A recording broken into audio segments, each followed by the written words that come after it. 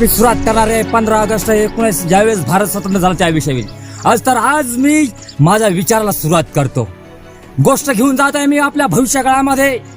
ते भविष्यकाळ म्हणजे 1931 ते दिवस, ती रात्र, ती काळवाट्याची रात्र, ती काळुंक्याची रात्र, ज्यावेळेस एक तरुण तडफदार ज्या आपल्या भारतासाठी संविधान लिहिलेलं आहे, त्या भारतासाठी त्या तरुणानं 23 वर्षाचा हा युवक असताना त्याने स्वतः या काय फक्त जुर्म कोणचं केलं तर चुकी काय केली, फक्त बस आपल्या देशासाठी तो लढला.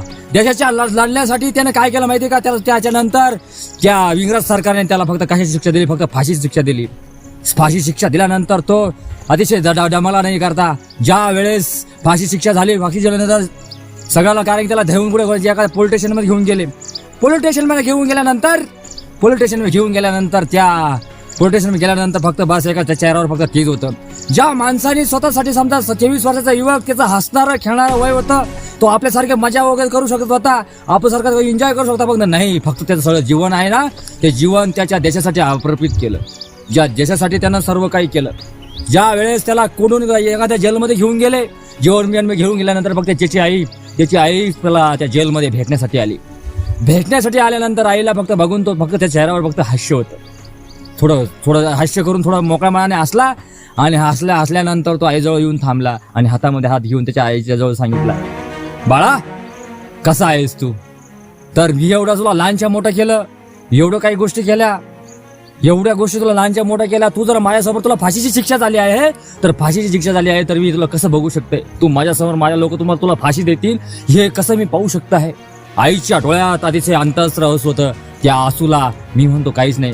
ती मायाची माऊली असताना त्या लेकराला काय म्हणते, त्या 23 वर्षाच्या तरुणाला काय म्हणते, तुला मी लहानच्या मोठं केलं, तू माझ्या देखत तुला जर फाशी देत असतील तर मी कसं बघू शकता आहे ते, कसं पाहू शकता आहे ते, काय कसं पाहू शकता आहे? तर तरुण तो 23 वर्षाचा तरुण म्हणतो त्या आईला, आई मला माहिती आहे तुझ्या किती बिकट परिस्थिती चालू आहे आणि तू किती संकटामध्ये, कोणत्या विचारला, किती अडचणीमध्ये तू विचार करताय, परंतु हे ध्येय माझं हे देशासाठी होतं आणि हे ध्येय देशासाठी होत असताना मी दुसरी एक माझी माया आहे, ती म्हणजे भारत इंडिया. तर ह्या देशासाठी मी सुद्धा तिची आई आहे, कारण की मी कोणत्या गोष्टीची चूक केली नाही, काही केलं नाही. त्याच असं बोलल्यानंतर मी सगळं जीवन माझं त्या देशासाठी अर्पण केलेलं आहे. हे जीवन माझं सर्व काही त्या गोष्टीला समर्पित केलेलं आहे. म्हणून मी या देशाला, मला कोणतंही दुःख नाही, कारण की त्या माणसाला दुःख असताना सुद्धा तो हास्यातून म्हणला.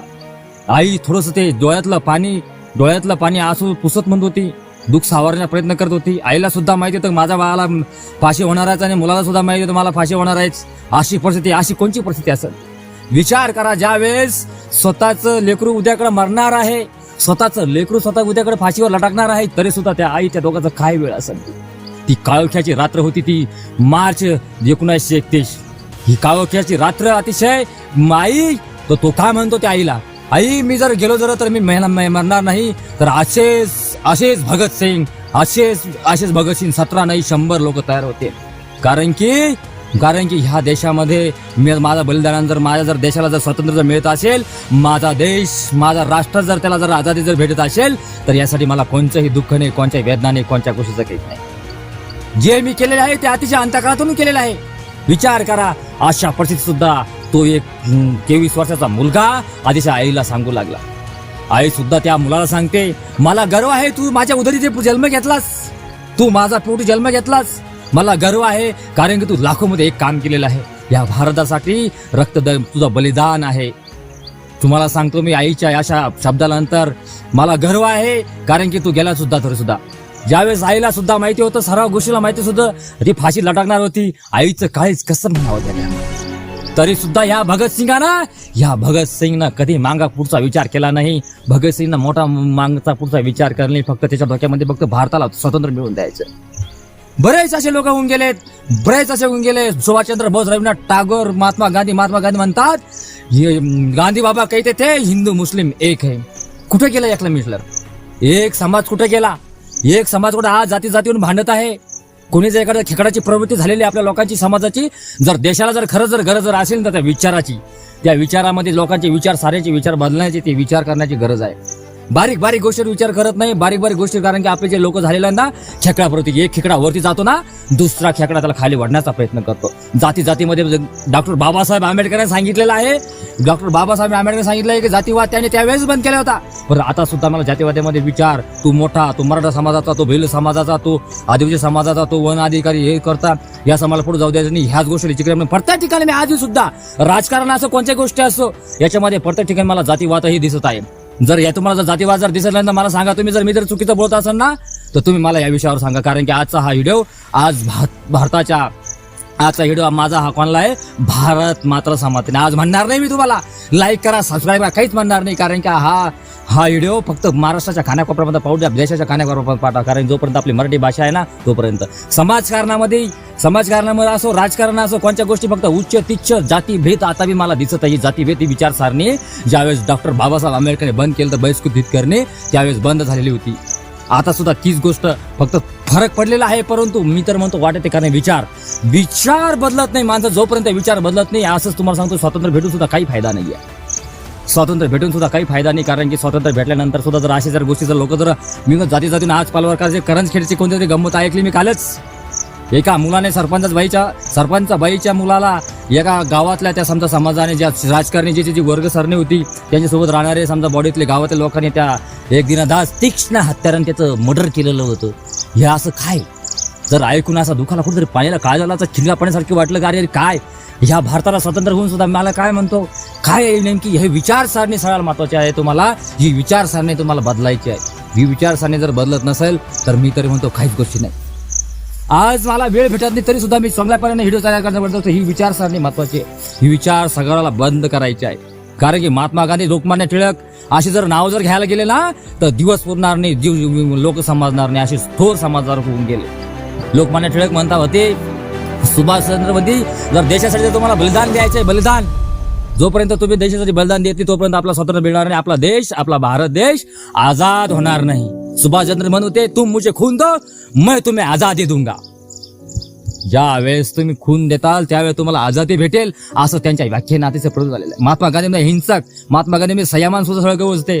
हिंसा या पद्धतीने मानलं महात्मा गांधी म्हणत होते, हिंसा सुद्धा आपले करतात. प्रत्येक माणसाने राष्ट्रीय जे लोक वाढलेले आहेत त्या गोष्टीकडे ध्यान ठेवा. त्या लोकांनी उच्च जातीवाद केला नाही, ज्या लोकांनी भाजप जातीवाद केला नाही, उच्च तिचं कोणत्या गोष्टी केलं नाही. कारण त्याला माहिती होतं आज जर आपण हे जातीवाद बंद करा, त्या टायमाला सुद्धा त्यांनी जातीवाद बंद केलेला होता.